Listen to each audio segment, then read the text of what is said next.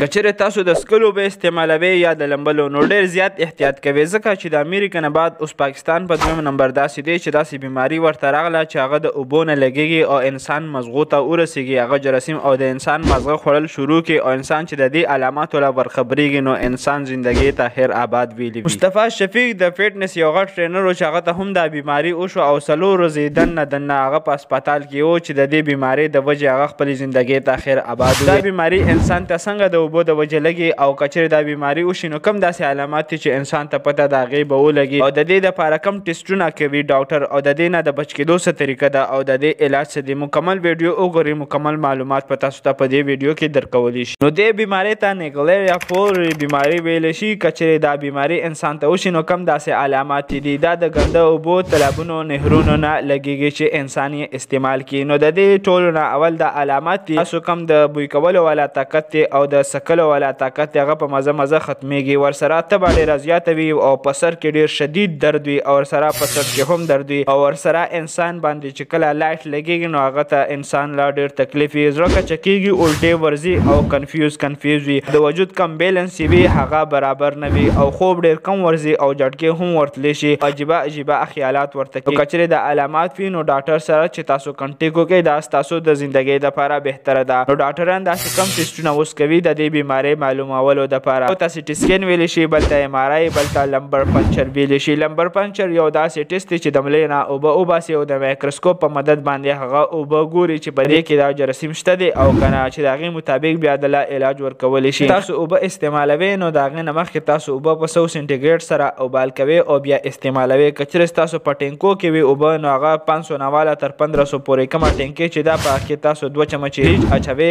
او هغې صفایي په کال کې 2 ځلې کوئ. که چېرې دا بیماري چاته وشي نو د دې بیمارۍ علاج د دې کنډیشن مطابق ورکولی شي. که چېرې دا ویډیو انفارمیټ وي نو مخکې در سره شیر کړئ. شکریه. الله حافظ.